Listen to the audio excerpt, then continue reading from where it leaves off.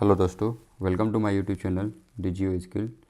Today we are going to complete our previous video which is CG Set 2024 Chhattisgarh state eligibility test.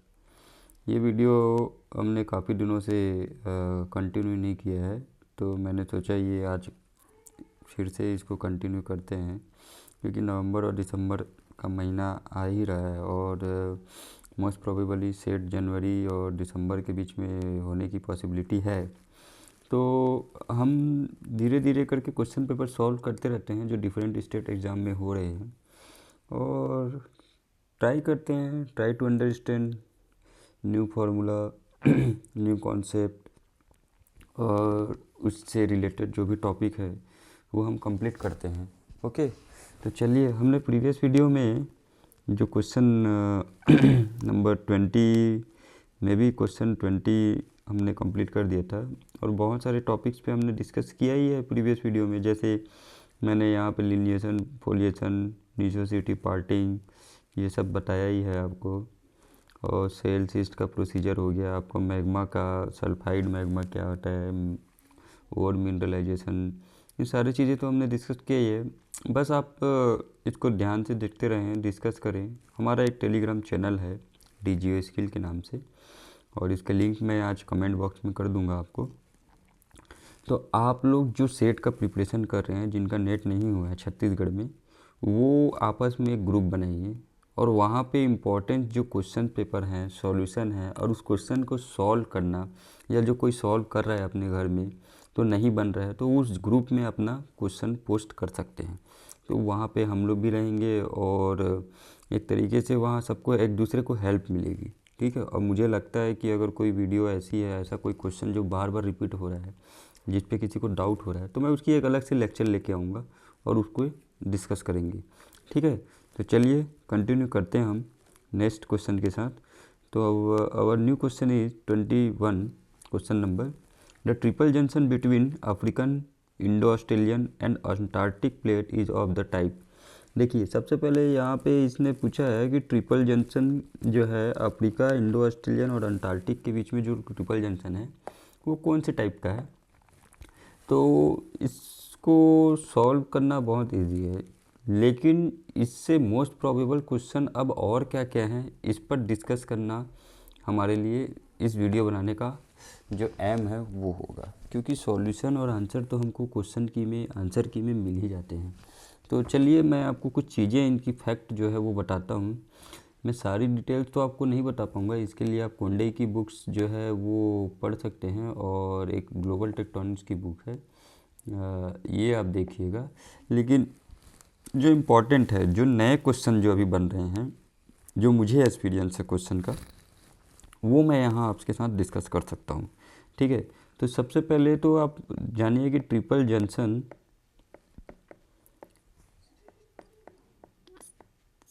जब भी आप question हम solve करते हैं, तो हम कभी कभी बेसिक चीज़ों के मीनिंग्स को बिना समझे सोचे डायरेक्ट ऑप्शन में आ जाते हैं। तो ये चीज़ हमेशा हमको ध्यान में रखना है कि कोई भी क्वेश्चन हो, मैं इसी क्वेश्चन की बात नहीं कर रहा हूँ, कि वो क्वेश्चन जैसे आपका ये जो ratio of P and S way velocity, ये जो क्वेश्चन है, इनको पहले आप साइड में करके एक बार जल्दी से ट्राई करके देखिए कि इनका परफेक्ट इस क्वेश्चन में क्या पूछ रहा है। ठीक है, तो चलिए, जैसे ट्रिपल जंक्शन क्या होता है, तो triple junction are the point where 3 plates meet. Okay, जहाँ पे आपको 3 प्लेट्स मिलेंगे, और उस पॉइंट को ट्रिपल जंक्शन कहते हैं। इसका जो परफेक्ट डेफिनेशन वो ये है कि जहाँ पे 3 प्लेट्स होती हैं, वो तीनों प्लेट्स की जो मूवमेंट है वो एक दूसरे पे डिपेंड होती है। ठीक है, जैसे मैंने ये प्लेट बी बनाया, प्लेट ए बनाया, प्लेट सी बनाया, ये प्लेट ए और बी के बीच में अगर MOR है, प्लेट ए और सी के बीच में भी एक MOR आपको दिख रहा है, और प्लेट सी और बी के बीच में भी MOR, तो ये तीनों प्लेट की जो मूवमेंट है, आप देखेंगे ध्यान से, एक दूसरे पे डिपेंडेंट है। ठीक है ना, अगर कोई भी एक प्लेट मूव करेगा तो दूसरा प्लेट भी मूवमेंट शो करेगा। उस पॉइंट को हम ट्रिपल जंक्शन बोल सकते हैं, जहाँ पे velocity is dependent on all other plates. Okay, तो ये इसका बेसिक डेफिनेशन है, ठीक है ना, सबसे पहला। दूसरा चीज़ मैं आपको बता दूं कि हमारे ग्लोबल टेक्टोनिक में there are so many types of triple junction which is 14 possible, I think 16 possible triple junction हमारे वर्ल्ड में हैं, ठीक है। पर हमने जो रिसर्च किया, मतलब जो परफेक्ट डेफिनेशन और परफेक्ट लोकेशन के साथ जो ट्रिपल जंक्शन हमको जो प्लेट सेटिंग मिली है वो केवल 6 टाइप्स के ही हैं, ठीक है। तो वो 6 टाइप्स के जो ट्रिपल जंक्शन है उस पर ही हम डिस्कस करेंगे और उसके ही सेटिंग को हम देखेंगे कि वो कैसे हैं और कहाँ कहाँ पर हैं। तो मैं आपको दिखा दूँ कि वो यहाँ पे देखिए ये 6 टाइप के ट्रिपल जंक्शन जो यहाँ पे इसका नेमिंग किया है, आर टी एफ, ये सब क्या है। देखिए यहाँ पे जो आर है इसका मीनिंग आप जानते ही हैं, रीज होता है। ये टी जो है ये आपका ट्रेंच हुआ और ये आपका जो हुआ फॉल्ट, मीन्स व्हाट, कौन सा फॉल्ट, ट्रांसफॉर्म फॉल्ट, ठीक है ना। तो ये ट्रांसफॉर्म फॉल्ट की बात कर रहा है। तो जब अगर तीनों प्लेट आपकी रीज की सेटिंग में हो तो उसको हम बोलते हैं रीज ट्रिपल जंक्शन। सेकंड है आपका जब तीनों प्लेट में ट्रेंच सबडक्शन हो रहा हो, ट्रेंच मीन्स व्हाट, सबडक्शन जब हो रहा हो तो उस समय की जो सेटिंग होगी या उस लोकेशन की जो सेटिंग होगी उसको आप ट्रेंच बोलेंगे। अच्छा, ये जो प्लेट है इसका तो हम लेटर ऑन डिस्कस करेंगे, पर कुछ मेन चीज़ है जिसको आपको ध्यान में रखना है, जो नेक्स्ट क्वेश्चन अगर कभी एग्ज़ाम होता है तो वो बनना है, ठीक है। तो सबसे पहले ये जो 2 चीज़ें हैं इसको ध्यान में रखिए, वेलोसिटी लाइन और वेलोसिटी वेक्टर, ठीक है। देखिए इसमें इन दोनों के वर्ड में ही इनका मीनिंग है, तो आप अगर ध्यान से देखेंगे तो आपको क्लियर होगा कि वेलोसिटी लाइन मतलब वो लाइन जहाँ पे वेलोसिटी मिलती हो, ठीक है ना। और वेलोसिटी वेक्टर वो वेक्टर की जो, vector means what, vector means direction, ठीक है। इट इज़ डायरेक्शनल प्रॉपर्टी ना। तो डायरेक्शनल प्रॉपर्टी अगर है तो मतलब क्या, ये वेलोसिटी की डायरेक्शन को बताएगी। तो यही दोनों चीज़ें हम ट्रिपल जंक्शन में फाइंड आउट करते हैं, जिसके बेस पे हम किसी प्लेट की स्टेबिलिटी, और वो कैसे स्टेबल हो सकता है, अब स्टेबल और अनस्टेबल हम डिसाइड, और बहुत सारी चीज़ों को हम ध्यान में रखते हैं, जैसे कि वर्ल्ड, अगर आपका जो टेक्टोनिक एक्टिविटी है वो स्टेबिलिटी अनस्टेबिलिटी पे डिपेंड करेगा। तो बहुत सारी चीज़ें हैं जिसको इन्होंने बड़े ही 2 टर्मिनोलॉजी, वेलोसिटी वेक्टर और वेलोसिटी लाइन के बेस पे डिसाइड किया है। तो सबसे पहले अगर मैं आपको कोई एक प्लेट लेता हूँ, जैसे कि मैंने रीज सेटिंग ले लिया है, ठीक है ना। तो रीज सेटिंग में आप देखिएगा कि ये आपका कोई रीज का प्लेट बाउंड्री है, ठीक है। ये प्लेट आपका बी है और ये प्लेट आपकी ए है। Late consider this is east west, east direction and this is west direction, okay. तो यहाँ पे आप देखिए कि ये दोनों प्लेट की जो मूवमेंट है वो away from to each other है, मतलब किस डायरेक्शन में है। प्लेट बी का मूवमेंट जो है from A toward east and plate A का मूवमेंट है from B towards west, okay. तो जो मूवमेंट है, हमको प्लेट ए और बी को इंडिविजुअल नहीं देखना है, जो मूवमेंट ऑफ सेटिंग है वो क्या है, ईस्ट टू वेस्ट है ना, या वेस्ट टू ईस्ट है।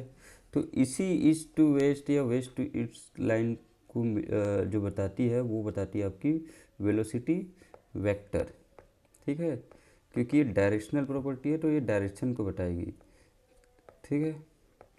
और जो सेकंड है कि जहाँ पे वेलोसिटी जनरेट होती है, जिस पॉइंट पे वेलोसिटी जनरेट हो रही है उस लाइन को मिलाने वाली, उस पॉइंट को मिलाने वाली लाइन को बोलते हैं वेलोसिटी लाइन, ठीक है। तो ये दोनों चीज़ें आपको ध्यान में रखनी। तो वेलोसिटी वेक्टर और वेलोसिटी लाइन एक दूसरे के परपेंडिकुलर रीच की सेटिंग में है। अब जो हमारा क्वेश्चन बनता है वो यहीं से बनता है कि अगर रीच की सेटिंग है और आपको वेलोसिटी वेक्टर और what is the relation between velocity vector and velocity line, ये इनका जनरल क्वेश्चन हो सकता है। क्योंकि प्लेट्स का नेम करना, उसकी लोकेशन कहाँ होना, ये थोड़ा सा टिपिकल क्वेश्चन हो जाता है, पर ये क्वेश्चन बहुत ही इजी वे में पूछा जा सकता है और आपको इसको ध्यान में रखने की ज़रूरत है। ठीक है, तो ये आपका वेलोसिटी वेक्टर वेलोसिटी लाइन हुई और ये आपका वेलोसिटी वेक्टर हुआ। तो इसमें एक चीज़ और ध्यान में रखिए कि वेलोसिटी लाइन जो है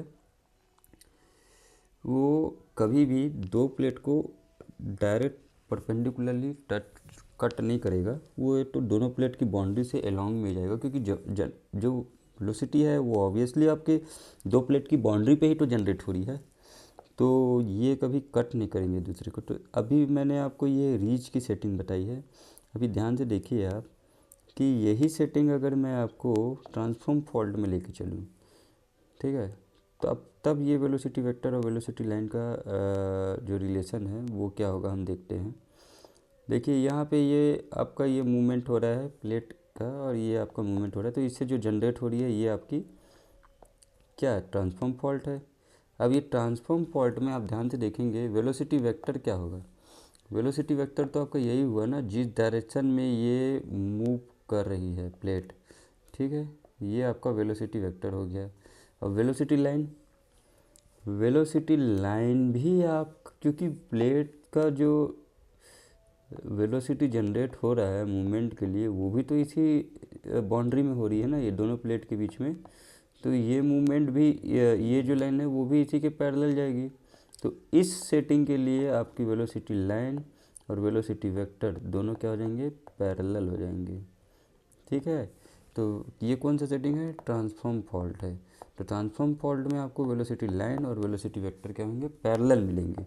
इस चीज़ को आपको ध्यान में रखना है और ये क्वेश्चन जनरली पूछा जाता है, ये कंपटीशन के लेवल की क्वेश्चन है, जो एडवांस लेवल क्वेश्चन है, आपको इसको ध्यान में रखना है। थर्ड है आपका ट्रेंच सेटिंग। ट्रेंच सेटिंग में क्या होता है कि ये सबडक्शन को शो करता है, ठीक है ना।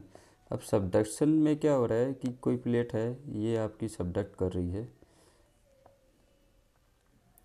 और ये आपकी ऑब्डक्टिंग प्लेट है। तो यहाँ पे अगर इसको मैं 3D व्यू में देखूँ तो कुछ इसी तरीके से जाएगा ये प्लेट, और ये कि 3D व्यू देखा जाए तो कुछ ऐसे ही तो जा रहा है ना। अब देखिए, ये ध्यान से आप देखिएगा, यहाँ पे जो मैं इसको ब्लैक कलर से, इस लाइन पे आपका वेलोसिटी जनरेट हो रहा है, जो प्लेट ए और बी की बाउंड्री है। मैंने बताया वेलोसिटी की जो लाइन है वो क्या हो रही है, अलोंग में जाती है, कट नहीं करती। तो ये आपकी वेलोसिटी लाइन हुई, क्योंकि यहीं पे वेलोसिटी जनरेट हो रही है, ठीक है ना। इस प्लेट के लिए वेलोसिटी जनरेट इसी लाइन, इसी पॉइंट पे हो रही है, तो इस पॉइंट को हम बोलते हैं वेलोसिटी लाइन। और वेलोसिटी वेक्टर क्या हो जाएगी, क्योंकि प्लेट का मूवमेंट किस डायरेक्शन में है, ये ऐसे है, अगर मैं इसको इस डायरेक्शन लूँ, इस डायरेक्शन लूँ, तो प्लेट का मूवमेंट क्या है, इस डायरेक्शन में है, तो वेलोसिटी लाइन क्या हो जाएगी, वेलोसिटी वेक्टर क्या हो जाएगी, वेलोसिटी लाइन के परपेंडिकुलर। अब यहाँ पे थोड़ा पॉइंट नोट करने वाली बात है कि वेलोसिटी वेक्टर जो है वो यहाँ परफेक्ट परपेंडिकुलर नहीं होती है, इसलिए क्योंकि जब ये प्लेट का सबडक्शन होता है तो ये परफेक्ट 90 डिग्री पे सबडक्ट नहीं होता है, ये टिल्ट हो जाता है due to obduction, due to some resistance force, ये मूवमेंट जो है डाइवर्ट हो जाती है। तो वेलोसिटी वेक्टर जो है आपकी क्या हो जाती है, इंक्लाइंड हो जाती है, ठीक है। तो ये एंगल जो है आपका वेलोसिटी वेक्टर और वेलोसिटी लाइन और वेलोसिटी वेक्टर के बीच में रिलेशन है। तो आपको इन चीज़ों को ध्यान में रखना है, ये क्वेश्चन आप डायरेक्ट फ्रेम कर रहे हैं, ठीक है। मैंने ये क्वेश्चन देखा है तेलंगाना और राजस्थान के जो सेट एग्ज़ाम हुए थे जियोलॉजिस्ट के, उसमें ये क्वेश्चन आया हुआ है। तो हमारा क्वेश्चन पेपर सॉल्व करने का यही एक एम है, यही एक मोटिव है कि हम ऐसे क्वेश्चन को समझें और पढ़ें इस डायरेक्शन में, कि हमको डायरेक्शन मिलेगा यहाँ पे, ठीक है। तो ये तो मैंने आपको 3 चीज़ें क्लियर कर दी है। अब इसके बाद आपका जो नई अगर इसको देखना है, मतलब नई कुछ चीज़ें इसमें सीखने की है, तो वो यही है कि आप तीनों प्लेट को एक बार डायग्राम ड्रॉ करके देख लीजिएगा कि इसका मूवमेंट कैसे हो रहा है। जैसे आपको ये रीच की सेटिंग है, तो ये आपका, अगर आपको लगता है इसमें नया लेक्चर चाहिए तो आप कमेंट कीजिएगा, मैं वहाँ आपको कंफर्म कर दूँगा। डिटेल में लेक्चर दे दूंगा एक, पर मैं यहाँ भी आपको शॉर्ट फॉर्म में जल्दी से बता देता हूँ। ये आपकी रीज और ये रीज सेटिंग हो गई, ठीक है। देखिए यहाँ पे ये प्लेट आपका बी हुआ, प्लेट आपका ए हुआ, ये सी हुआ, ये मूवमेंट है आपका, ये मूवमेंट है और ये मूवमेंट है, ठीक है, ध्यान में रखिएगा।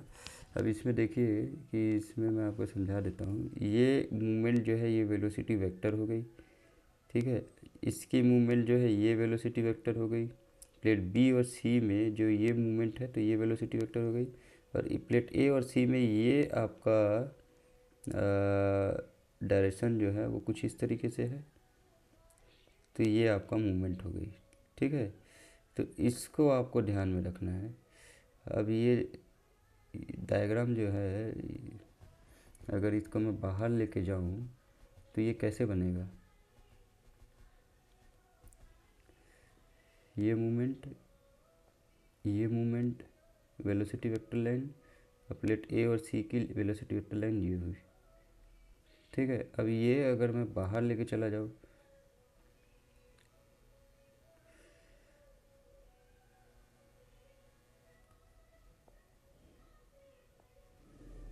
तो ये आपका ट्रायंगल क्रिएट हुआ। और वेलोसिटी वेक्टर कहाँ पे है, वेलोसिटी लाइन क्या है, रीज में मैंने बताया था परपेंडिकुलर होती है, ठीक है ना। तो ये अगर वेलोसिटी वेक्टर है तो ये आपकी वेलोसिटी लाइन हो जाती है, ये वेलोसिटी लाइन हो जाती है, ये वेलोसिटी लाइन। तो ये परपेंडिकुलर में अगर डायग्राम क्रिएट करूँ तो इसका जो इंटरसेक्शन पॉइंट है, अगर ट्रायंगल के अंदर और या ट्रायंगल को कट कर रहा है तो ये मतलब आपका स्टेबल होता है। यही एक कॉन्सेप्ट है इसका, स्टेबिलिटी निकालने का। इसी तरीके से इसको निकाला जाता है, ठीक है ना। तो जो नेक्स्ट है अपना ट्रेंच सेटिंग।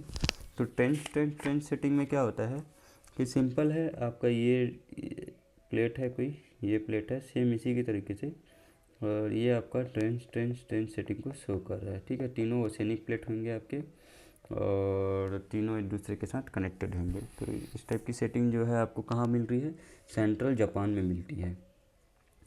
ध्यान में रखिएगा, ट्रेंच सेटिंग जो है वो जापान सेंट्रल में आपको मिलेगी, ठीक है ना। और आपकी जो रीच सेटिंग है यही आपको मिलती है आपका ऑस्ट्रेलिया, अंटार्कटिका और अफ्रीका के बीच में, इंडिया के बीच में जो प्लेट मार्जिन है, अफ्रीका और अंटार्कटिका। तो ये आपकी रीच सेटिंग जो है ये बनते हुए कुछ ऐसे जा रही है, ठीक है। यहाँ पे आपका इंडियन प्लेट का मूवमेंट जो है वो इसी रीच की वजह से होता है, ठीक है। तो उसको ध्यान में रखना। और यहाँ एक अरबियन के पास भी एक रीज है जो गैलापागोस के नाम से जानते हैं, रीज सेटिंग। तो इस वजह से आर की जो सेटिंग है इसमें मिलती है आपको इंडियन प्लेट में। और इसके बाद जो नेक्स्ट है अपना टी फॉल्ट, मतलब टेंस फॉल्ट सेटिंग। तो ये भी हम देख लेते हैं एक बार, ये कहाँ मिलता है आपको।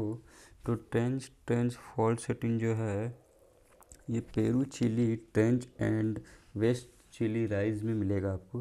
ये थोड़ा सा नाम इसका टफ है, इतना टफ ये क्वेश्चन करते नहीं हैं, लेवल इतना हाई होता नहीं है। आइदर ये इंडियन से रिलेटेड प्लेट टेक्टोनिक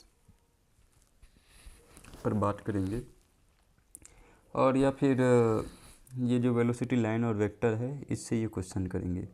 तो आप लोग इसको ऑपरेट करके एक बार अपना प्रैक्टिस करके देख लीजिएगा। जनरली ये क्वेश्चन आते नहीं है, वो सेट स्टेबल और अनस्टेबल पूछे तो आप बताइएगा कि रीज सेटिंग जो है सबसे स्टेबल होता है, क्योंकि इसका जो ट्रायंगुलर डायग्राम बनता है वेलोसिटी वेक्टर और वेलोसिटी लाइन की, वो क्या करती है, एक दूसरे को इंटरसेक्ट करती है। और जब अगर ये सेंटर में इंटरसेक्ट करे या कॉर्नर में इंटरसेक्ट करे तो ये स्टेबिलिटी को शो करता है, ठीक है ना। तो यही इसका एक क्वेश्चन का और टॉपिक का इम्पोर्टेंस है, ठीक है। तो our next question is question number 22, the separation between arrival times of P and S wave increase with distance, the ratio of P and S wave velocity. देखो मैं आपको यहाँ पे एक चीज़ बता दूँ कि इसमें ये जो क्वेश्चन पूछ रहा है ये क्या है, पहले ध्यान में रखिएगा। ये बोल रहा है कि कोई पॉइंट पे अर्थक्वेक जनरेट हो रही है और उस पॉइंट से जो पी वेव आ रही है, ठीक है, वो जिस टाइम पे आई है, समझ लीजिए टी एक्स टाइम पे वो पहुंची है, टी इक्वल टू एक्स, ठीक है ना। और सेकंड जो बोल रहा है आपका जो एस वेव है वो थोड़ा उससे लेट में पहुंची, तो मैं इसको लिख सकता हूँ एक्स एल टी, मतलब ये लेट में पहुंची है, ठीक है। तो the separation between P and S wave arrival times का जो सेपरेशन है, the separation between arrival time of P and S wave increase with distance. तो डिस्टेंस के साथ इनका जो अराइवल टाइम का जो सेपरेशन है वो मिल रहा है हमको। तो the ratio of P and S wave velocity, तो देखो पहले तो यहाँ पे आप, क्योंकि जब अर्थक्वेक होती है तो एक ही साथ पी और एस वेव थोड़ा सा टाइम इंटरवल में जनरेट होती है, ठीक है ना। तो चाहे आप जितना भी डिस्टेंस बढ़ा लीजिएगा, उनके रेशियो में आपको चेंजेस नहीं मिलेगा। अगर पी वेव 10 मिनट 10 बजे पहुंच रही है और एस वेव 10:05 में पहुंच रही है, तो यही डिस्टेंस अगर मैं 1 घंटे का बढ़ा दूँ तो पी वेव 11 बजे पहुंचेगी और एस वेव 11:05 में पहुंचेगी। इसमें कोई डिफरेंस नहीं आएगा तब तक जब तक जिस मीडियम में ये मूव कर रही है उसकी अगर आपने कोई भी वो चेंज नहीं किया, क्वालिटी चेंज नहीं की, ठीक है ना, उसके प्रॉपर्टी में आपने चेंजेस नहीं किया, तो इसके लिए ही एक फार्मूला है जिस पे हम बात करते हैं कि the ratio of P wave upon S wave is 1 minus Poisson ratio upon 1/2 minus Poisson ratio. इसका मीनिंग है, आप ध्यान से देखिए, पॉइजन रेशियो क्या होता है कि कोई बॉडी है रॉक की, और इस रॉक में अगर मैं कंप्रेशनल स्ट्रेंथ लगाता हूँ, स्ट्रेस लगा रहा हूँ, तो इसके लेंथ में तो चेंजेस आएगी ही आएगी, पर इसके एरियल में भी चेंजेस आती है। ट्रांसवर्स जो स्ट्रेन होता है वो भी हमको दिखता है, ये भी क्या करती है, मूवमेंट करती है कुछ ऐसे, ठीक है। तो इस चीज़ को आपको ध्यान में रखना है। जब इसी को हम लोग जब डिनोट करते हैं जिस पॉइंट से, उसको बोलते हैं पॉइजन रेशियो। ये आपका ट्रांसवर्स स्ट्रेन शो कर रहा है, ठीक है, और ये आपका लॉन्गिट्यूडनल स्ट्रेन शो कर रहा है। तो ratio of transverse strain and longitudinal strain is called what, Poisson ratio, ठीक है ना। तो इनके रेशियो में, पी वेव और एस वेव के रेशियो में ना कहीं पे टाइम डिनोट है, ना कहीं पे डिस्टेंस डिनोट है। डिस्टेंस के साथ इनकी रेशियो में कोई चेंजेस नहीं आ रही है, ठीक है, ना टाइम के साथ कोई चेंजेस नहीं आ रहे हैं, बस चेंजेस आ रही है तो पॉइजन रेशियो में। अगर डिस्टेंस बढ़ा गया और उस बीच में कोई ऐसा रॉक आया जिसकी पॉइजन रेशियो अगर चेंज हो गई है, तो 100% इनकी रेशियो में चेंजेस आएगी। तो हमारा ऑप्शन क्या क्या है ये देख लेते हैं हम। Remain same with distance, okay, distance के साथ नो चेंजेस है। Decrease with distance, no, it is wrong. Decrease logarithmically, नहीं, ये भी नहीं होगा क्योंकि कहीं पे इसका डिस्टेंस के साथ कोई रोल नहीं है। बिकम इन्फाइनिटी, ये भी नहीं हो सकता। तो हमारा ऑप्शन ए इज़ करेक्ट हो जाएगा, और इसको आपको ध्यान में रखना है। जनरली ये कोई है बड़े क्वेश्चन नहीं है, बस आपको रेशियो का फॉर्मूला पता होगा तो भी आप इसको बना सकते हैं। और अगर रेशियो का फॉर्मूला नहीं पता है तो मैंने जो ये मेथड बताया आपको कि पी और एस वेव, अगर आप डायग्राम बना के भी इसको सॉल्व कर सकते हैं, ठीक है ना। तो ये कुछ इस तरीके से सॉल्व हो जाएगा। इसकी पीडीएफ, सॉल्यूशन की पीडीएफ जो है आपको टेलीग्राम पे मिल जाएगी। अगर आपको चाहिए तो आप मुझे कमेंट में यस नो कर सकते हैं, ठीक है। तो next question is the mineral assemblages larnite, merwinite and ये क्या है, spurrite, rankinite is typical of. अब ये मेटामॉर्फिक मिनरल असेंबलीज का क्वेश्चन है। मेटामॉर्फिक के कुछ फेसिस होते हैं, इसको आपको ध्यान में रखना है और उसके बेस पे ये क्वेश्चन आपसे बनेंगे। तो यहाँ पे ऑप्शन में क्या है, zeolite facies, blueschist facies, sanidinite facies, granulite facies. पहले तो आपको सब फेसिस के बारे में मैं थोड़ा सा आइडिया दे दूँ। हमारे कुछ तीन कैटेगरी है मेटामॉर्फिक में फेसिस को डिवाइड करने की। एक प्रेशर डोमिनेंट, मैं जैसा इसको रिमेंबर करता हूँ, और एक रीजनल डोमिनेंट जिसमें प्रेशर और टेम्परेचर दोनों ही इम्पोर्टेंट है, और एक टेम्परेचर डोमिनेंट। ठीक है ना। तो जो तीनों ही फेसिस में आप एक चीज़ कॉमन रखिएगा, बोवेन रिएक्शन सीरीज। ठीक है ना। ये आपका याद करने का बेहतरीन अगर मेथड हो सकता है, तरीका हो सकता है। तो बोवेन रिएक्शन सीरीज में क्या होता है, सबसे पहले हाई ग्रेड मिनरल कौन सी होगी, ऑल्विन होगी, फिर क्या होगी, पायरोक्सिन होगी, फिर क्या होगी, अम्फिबोल होगी, फिर आपका माइका, और फिर क्वार्ट, ऑटोक्लेज। तो ऑटोक्लेज और क्वार्ट। ठीक है ना। तो जब भी हाई ग्रेड की बात करें तो आपको इस जगह पे गार्नेट और ऑल्विन और सेनिडिनाइन, क्योंकि इस साइड में भी आप देखेंगे तो जो ऑटोक्लेज है, अगर इसका हम बात करें तो ये इसका जो हाईएस्ट पार्ट है सेनिडिन, वो आपको यहाँ पे मिलेगा। ठीक है ना। तो अब जैसे कि यहाँ पे देखिए आप, जब मीडियम में बात आए तो इन्हीं में से कोई मीडियम ग्रेड की जो मिनरल है वो आपको इस जगह पे मिलेंगी। और जब लो ग्रेड की बात आए तो आपको जो माइका से रिलेटेड मिनरल हैं, प्लेजियोक्लेस के जो लो ग्रेड वाले मिनरल हैं, वो आपको यहाँ पर देखने मिलेंगे। इसके साथ क्ले मिनरल और ग्रीन मिनरल आपको देखने को लिए मिलेंगे। तो ये रफ़ आइडिया है जिसको आपको ध्यान में रखना है, और इसके बेस पे आपको रिलेट करना है। ठीक है ना। अब मैं यहीं पे आपको एक डायग्राम है जो ओपन करके अगर दिखाऊं तो आपको क्लियर हो जाएगा। देखिए, ये मेटामॉर्फिक फेसिस का एक डायग्राम है।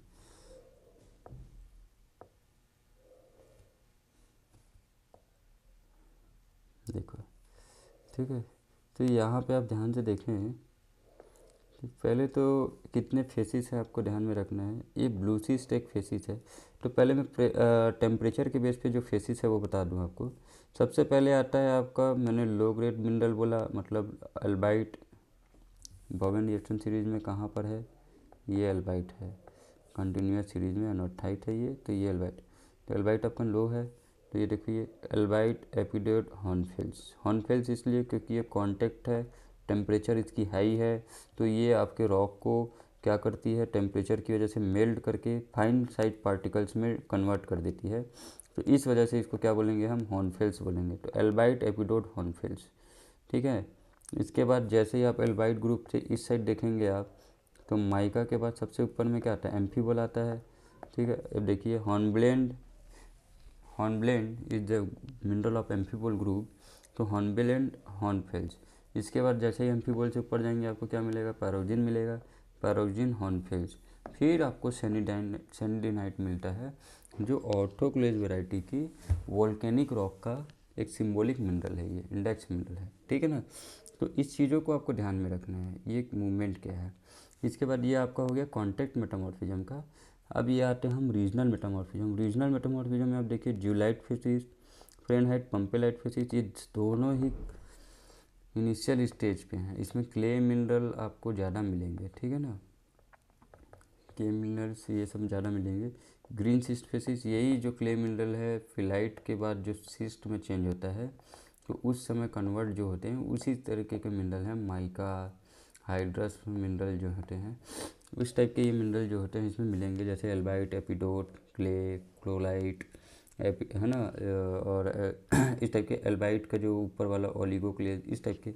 एम्फीबोलाइट में आपको फिर से आ गया hornblende group of mineral, amphibole mineral जो है वो। और ग्रेनुलाइट में आपको क्या मिलेंगे, ऑर्थोपैरोक्सिन, पैरोक्सिन मैंने बताया। एम्फीबोल के बाद क्या आता है, पैरोक्सिन। तो ये आपकी ग्रेनुलाइट फेसिस में पैरोक्सिन आ गया। ठीक है। इसको आपको ध्यान में रखना है। अब हम ये जो फेसिस मैंने अभी बताया, ये आपका प्रेशर एंड टेम्परेचर जो होते हैं वो सेम अमाउंट में वर्क करते हैं, इसलिए इसको रीजनल मेटामॉर्फिज्म के कंसिडर करते हैं। कहीं टेम्परेचर ज़्यादा होती है, कहीं पे प्रेशर भी ज़्यादा होती है, बट इसको रीजनल लेके चलते हैं, सेम अमाउंट में वर्क करते हैं। ठीक है। इसके बाद नेक्स्ट जो है प्रेशर डोमिनेंट मेटामॉर्फिज्म है, जो आपका ब्लूसिस्ट फेसिस। ये आपको एम्फीबोल ग्रुप के जो ब्लूसिस्ट मिनरल हैं, ग्लूकोफाइन, ये आपको डिनोट करेगा। और इक्लोगाइट तो आप ऑटोमेटिकली अपना एक रॉक है, इसमें आपको प्लेजियोक्लेज नहीं मिलेगा। तो इस गार्नेट वगैरह आपको दिख सकता है, आप पैरोक्सिन के मिनरल मिल सकते हैं। इलास्टोनाइट ब्लू सिस्ट में मिलेगा और आपको, और एक कोई मिनरल है, मैं भूल रहा हूँ उसका नाम, ओम्फेसाइट मिनरल जो है ये आपको इक्लोगाइट फेसिस में मिल जाएगा। ठीक है, तो ये जनरल ब्रीफ आइडिया है। इस समय तो मैं पूरा आपको डिटेल में नहीं बता सकता।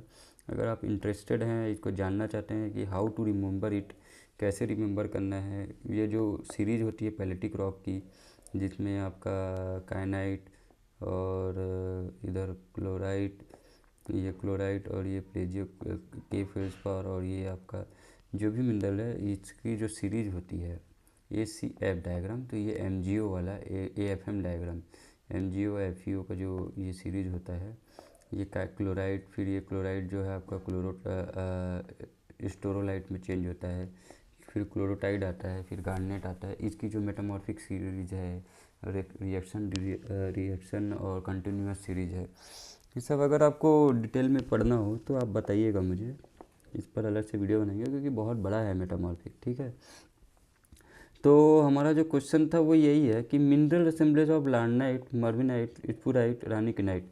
अब देखिए अभी तक के ये जितने क्वेश्चन आते हैं वो यही आते हैं। इक्लोगाइट फेसिस में प्लेजियोक्लेज रहता है कि नहीं रहता है, ब्लू स्विस फेसिस का जो सिंबॉलिक इंडेक्स मिनरल है वो क्या है, ग्रेनुलाइट फेसिस में क्या मिलता है हमको, रीजनल मेटामॉर्फिज्म के एग्जांपल क्या है। अब ये जो क्वेश्चन कर रहा है कॉन्टेक्ट मेटामॉर्फिज्म से हमको क्वेश्चन किया है। जो ये मिनरल हैं ये सारे सैलिनाइट फेसिस के मिनरल हैं, तो हमको ये आइडिया हो रहा है। अगर हम ऐसे क्वेश्चन सॉल्व करते जाएंगे तो हमको पता चलता है कि क्वेश्चन का लेवल ऑफ ब्रॉडनिंग जो हो रही है क्वेश्चन की, वो किस डायरेक्शन में हो रही है, उस डायरेक्शन को हमको लेकर चलना है। ये नहीं कि ये क्वेश्चन अब दोबारा आएगा, ये ऐसा जो मेंटेलिटी है कॉलेज वाली, ये हमको नहीं सोचना है कि क्वेश्चन रिपीट होगा। ये क्वेश्चन डायरेक्शन कहाँ जा रहा है। अब देखिए यहाँ पे सैलिनाइट फेसिस जो है, इसमें आपको ये मिनरल लिखा हुआ है क्लियरली, लार्नाइट, मर्विनाइट। अब वो डायरेक्ट ये क्वेश्चन यहीं से किया हुआ है। तो जियोटाइट फेसिस जो है, मैंने बताया अभी आपको, ये आपका ये जियोलाइट को जियोटाइट लिखा हुआ है, तो जियोलाइट फेसिस यहाँ पे आ गया, जिसमें आपको ये सब मिनरल दिखते नहीं है। जियोलाइट फेसिस में आपको कौन से मिनरल मिलेंगे, जनरली जो एनाल्साइम, लॉमिनाइट और वैक्राइट, ये सब मिल रहे हैं। ठीक है ना। इसके बाद जो ब्लू सिस्ट फेसिस में मैंने बताया ना, एम्फीबल ग्रुप ऑफ मिनरल जो होंगे, सैनिडिनाइट, ग्रेनुलाइट फेसिस में OPX, CPX जैसे मिनरल होंगे, तो ऑप्शन आपका सैनिडिनाइट फेसिस हो जाएगा। ठीक है, तो I hope it is clear. और हम अब नेक्स्ट क्वेश्चन की तरफ बढ़ते हैं।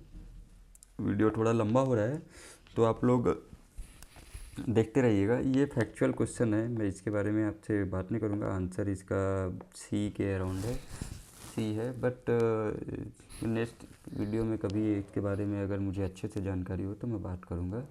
तो हमारा जो नेक्स्ट क्वेश्चन है वो बहुत इम्पॉर्टेंट क्वेश्चन है। ठीक है, question number 26, during quaternary the magnetostratigraphic boundary Brunhes Matuyama occurs precisely at. ये क्वेश्चन आप समझिए पहले, ये क्वाटरनरी की बात कर रहा है। ठीक है ना, क्वाटरनरी में मैग्नेटोस्टैटिग्राफिक बाउंड्री जो है किसके बीच में, ब्रुनहेम्स और मोटोयामा के बीच में। तो इनके बीच में जो बाउंड्री है जो क्या कर रही है, अकर्स प्रिसाइजली एट, वो एक दूसरे को रिलेट करती है क्या। सबसे पहले तो आपको ये क्लियर रहना होगा कि ये है क्या मैग्नेटोस्टैटिग्राफी।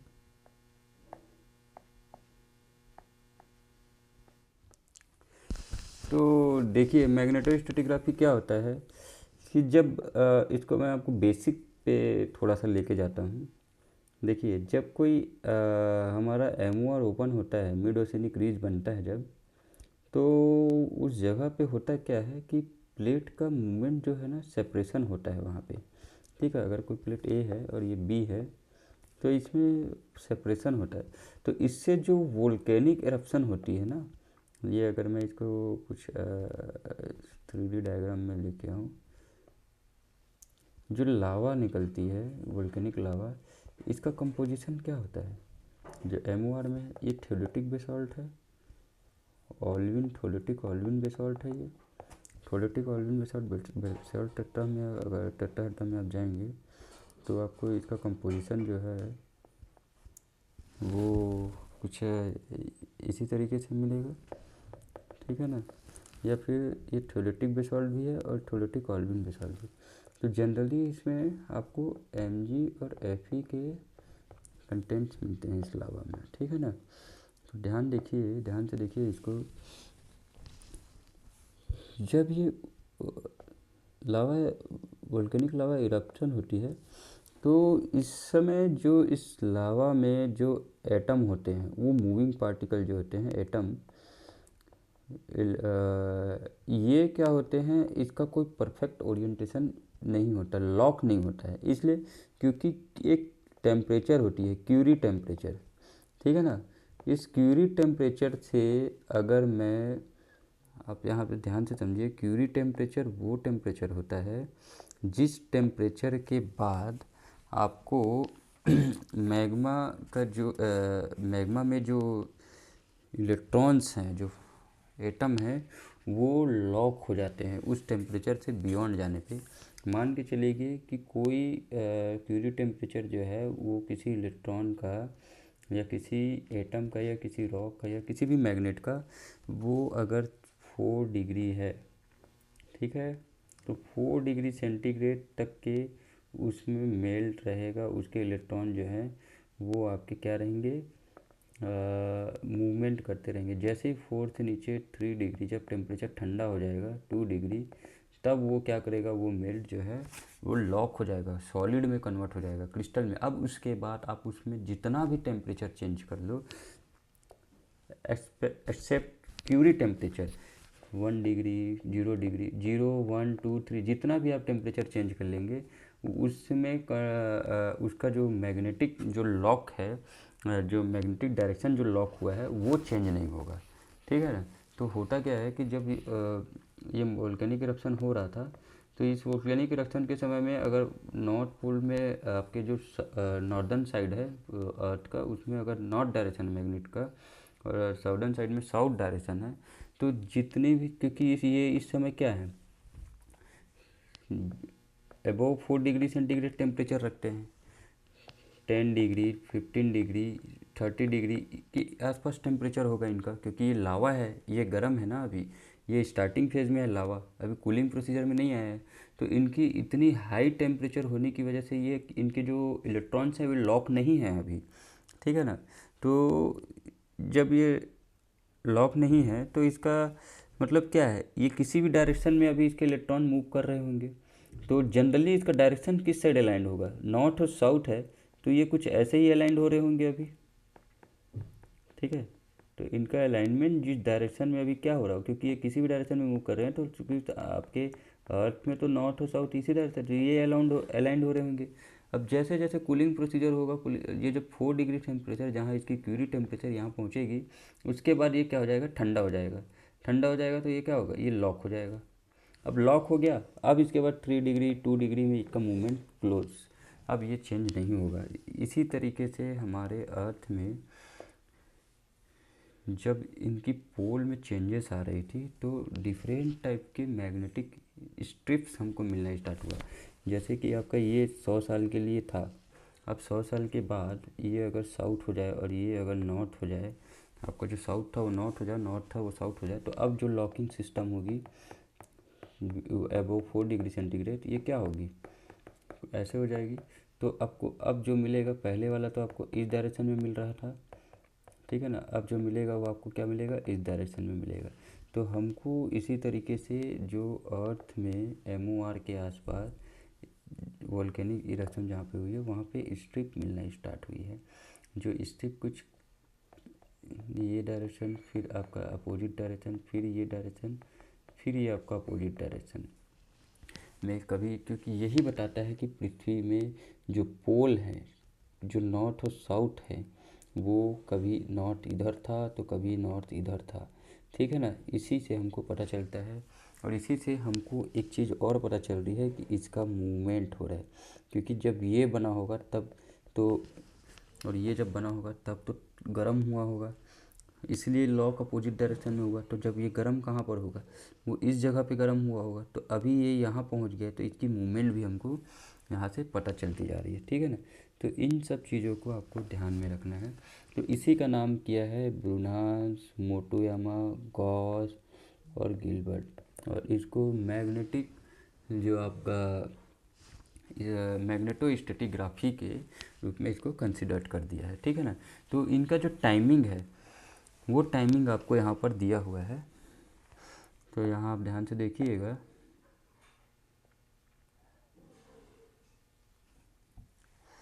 ये आपका सबसे पहले 4.5 million year to 3.5 million year तक आपका गिलबर्ट था, जो अगर ये नॉर्मल है तो ये रिवर्स है, ये नॉर्मल है तो ये रिवर्स। गिलबर्ट जो था आपका रिवर्स स्केल में था जब MOR था उस समय साउथ नॉर्थ में और नॉर्थ साउथ में होगा, उस कंडीशन में ये मेल्टिंग कंडीशन में ये बना होगा, ठीक है ना। तो ये आपका गिलबर्ट स्केल था। फिर 3.5 million year to 2.6 million year तक कॉज, फिर 2.56 टू 7.88 जो है आपका मोटोयामा, फिर अभी कंटिन्यू ब्रुनहांस कंटिन्यू कर रहा है।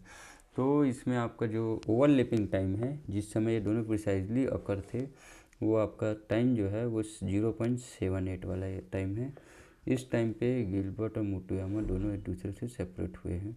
तो आपका आंसर ऑप्शन बी हो जाएगा। अब जो न्यू क्वेश्चन मैंने 1-2 सेट एग्जाम में देखे हैं वो कुछ इस तरीके से हैं कि लॉन्गेस्ट टाइम पीरियड और शॉर्टेस्ट टाइम पीरियड, अगर ये आपको नहीं पता है तो आपने समझ लीजिए क्वेश्चन छोड़ के आए हैं, ठीक है। तो इस चीज़ों को आपको ध्यान में रखना है। तो लॉन्गेस्ट जो आपका टाइम पीरियड है वो आपका क्या है, मोटोयामा है, और शॉर्टेस्ट टाइम पीरियड है वो आपका गॉज है। तो इसको आपको ध्यान में रखना है, और इस समय का डायरेक्शन आपको ध्यान में रखना है कि रिवर्स है कि नॉर्मल है, ठीक है ना। तो आज के लिए हम यहीं तक रखते हैं, वीडियो काफ़ी लंबा हो गया है। नेक्स्ट वीडियो में हम इसको कवर करते जाएंगे और कोशिश करेंगे कि जल्दी से जल्दी ये क्वेश्चन कंप्लीट करें। जो न्यूमेरिकल क्वेश्चन है इसकी अलग से मैं एक वीडियो बनाऊंगा, क्योंकि इसके चक्कर में आपको जो छोटे छोटे क्वेश्चन हैं वो ख़त्म करने में प्रॉब्लम हो रही है। तो मैं जो शॉर्ट क्वेश्चन है वो पहले कंप्लीट करूँगा, फिर उसके बाद जो बड़े बड़े क्वेश्चन है उसको अलग से एक लेक्चर करके टॉपिक के साथ उसको क्लियर कर दूँगा, ठीक है। तो आज के लिए यहीं रखते हैं दोस्तों।